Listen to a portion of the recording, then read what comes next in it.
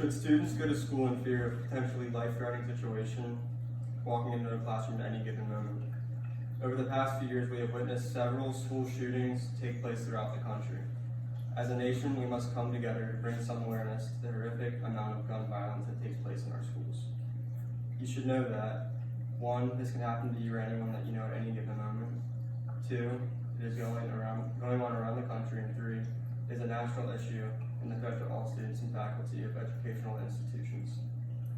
Attending public school for the past 12 years and now a college student, I'm aware of the risks us students take every day we attend school with no preventatives for weapons on school property.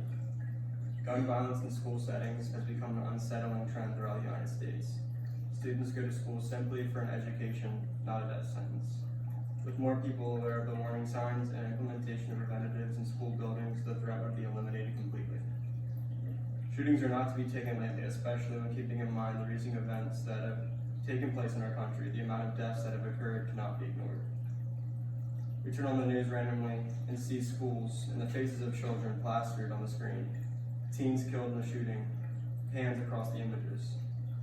Sandy Hook, Marjorie Stoneman Douglas, Virginia Tech, Columbine, these are some of the most recognizable and notable shootings that have taken place that the public are aware of. An article written by Elizabeth Wolf states a very puzzling fact. Within the first 46 weeks of 2019, there have been 45 school shootings. She then states that this is practically one shooting a week.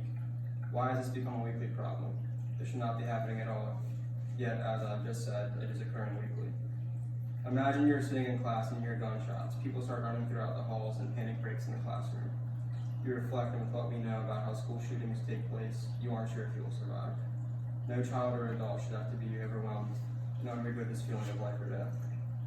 The impact that shooting takes on survivors is also an important outcome to keep in mind. From Out of the Mouth of Babes, an article of school shooting survivor insights. Someone states, I remember struggling with not sleeping or eating. Her name is Kyra Para, survivor of the Parkland shooting.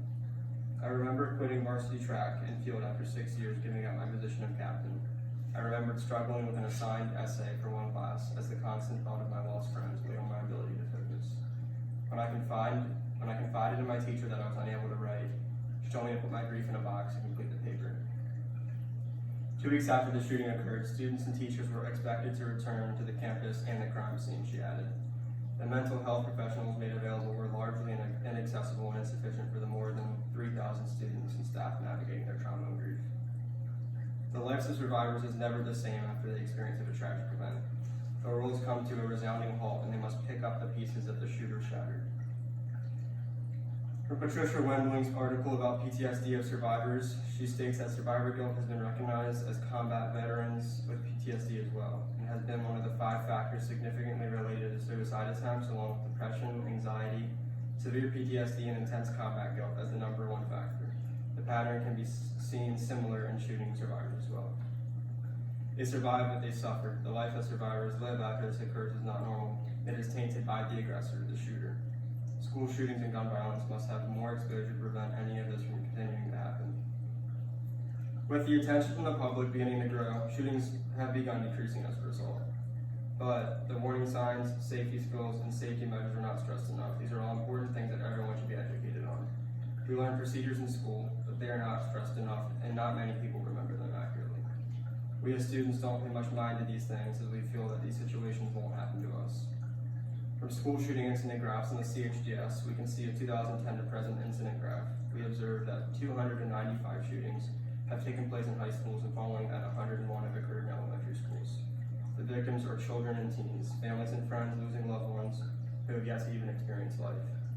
While measures have been made nationwide for preventing school shootings, they are still occurring far too often. Is anything really changing?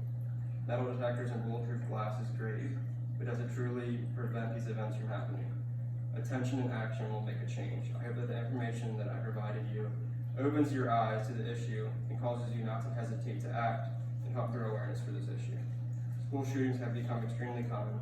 The result of these events are negative as anyone can understand. As a nation, we have the capability of preventing by paying attention. We must keep in mind all that has happened in the past to avoid it from happening now or in the future. Raise awareness, gain attention, and expect others to do the same. Every student and teacher is important. So by raising awareness on the topic, you're not only preserving safety, but also yourself and the lives of others.